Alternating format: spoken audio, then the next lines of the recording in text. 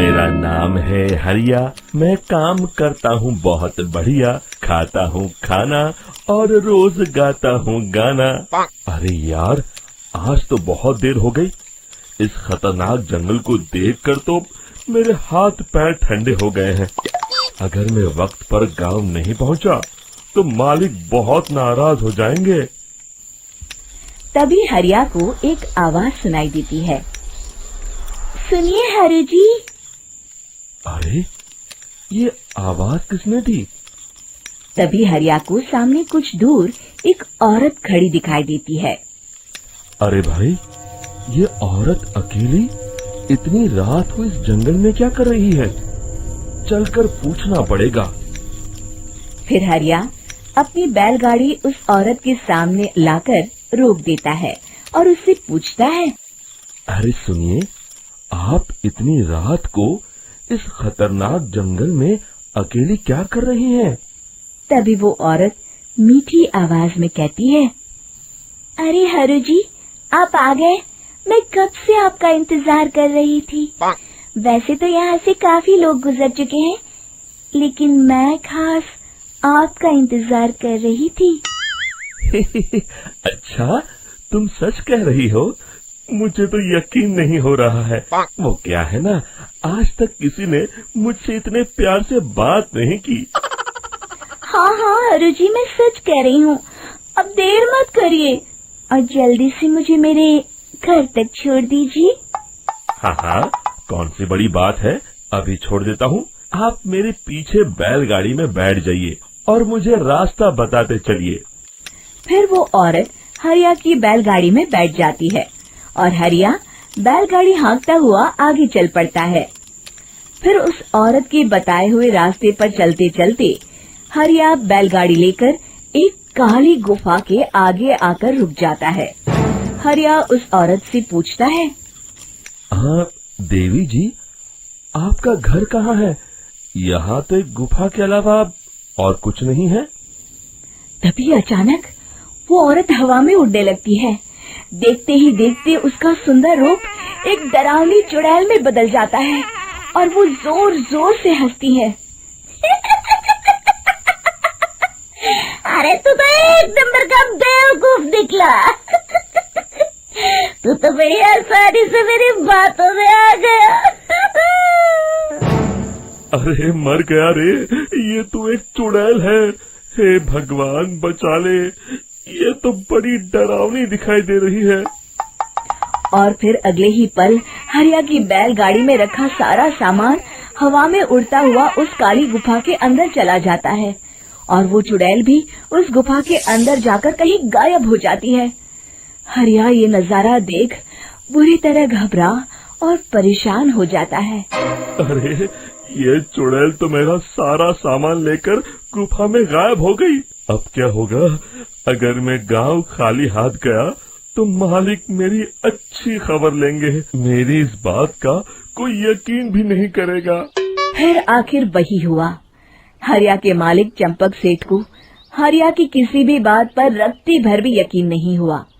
चंपक सेठ को लगा हरिया झूठ बोल रहा है और उसने ही लालच में आकर सारा सामान हड़प कर लिया है। फिर हरिया को बेईमान समझकर चंपक सेठ उसे काम से निकाल देता है। अगले दिन अपनी दुकान में परेशान बैठा चंपक सेठ गुस्से में बड़बड़ाता है। अरे, दुकान में तो सामान बिल्कुल भी नहीं है। अब मुझे ही शहर जाकर सामान लाना होगा। फिर वो अपनी बैलगाड़ी लेकर शहर चला जाता है। शहर से सामान लेकर जब चंपक सेठ वापस गांव लौट रहा होता है, तभी उसे एक आवाज सुनाई देती है। चंपक जी, ओ चंपक जी। अरे, ये तो कोई मेरा नाम लेकर मुझे पुकार रहा है। फिर उस रास्ते में वही औरत खड़ी दिखाई देती है। फिर क्या था, हरिया की तरह चंपक सेठ भी उस औरत के पास अपनी बैलगाड़ी लेकर जाता है और वो भी उसकी चिकनी चुपड़ी बातों के मुंह जाल में फंस जाता है। फिर चुड़ैल उसे भी अपनी गुफा तक ले जाती है और उसका सारा सामान लेकर गुफा में गायब हो जाती है। बेचारा चंपक सेठ लाचार होकर खाली हाथ गांव लौट आता है। फिर ये उस जंगल में रोज की बात हो जाती है। जो कोई भी शहर से कुछ लेकर गांव की तरफ लौटता, वो चुड़ैल उसे बेवकूफ बनाकर उसका सारा सामान लेकर गुफा में गायब हो जाती। एक दिन हरिया एक लकड़हारे को उसी जंगल की तरफ जाते हुए देखता है। फिर हरिया उसे रोकते हुए कहता है, अरे भाई, क्यों अपनी मौत को दावत दे रहे हो? मेरी बात मानो, आगे जंगल में मत जाओ, वहाँ एक बड़ी भयानक चुड़ैल रहती है। लकड़हारा हरिया की बातों को नजरअंदाज करते हुए कहता है, अरे भाई, मुझे पहले ही बहुत देर हो चुकी है, मुझे जाने दो भाई। शाम तक लकड़ियाँ काट कर शहर के बाजार में बेचना है। तुम अपनी ये कहानी किसी फुर्सत में बैठे इंसान को सुनाओ, मैं तो चला। इतना कहकर लकड़हारा वहाँ से आगे जंगल की तरफ चला जाता है। फिर अगले दिन गांव के मुखिया के घर के बाहर बहुत सारे लोग जमा हो जाते हैं। तभी हाथ में कुल्हाड़ी लिए खड़ा लकड़हारा कहता है, अरे मुखिया जी, अब आप ही हमें बचाइए उस जंगल वाली चुड़ैल से। हमारा सारा काम तो शहर से ही होता है। अरे मुखिया जी, उस चुड़ैल की वजह से तो मैं पूरी तरह बर्बाद हो गया हूँ। हम सबको मिलकर उस चुड़ैल का कोई इलाज करना पड़ेगा।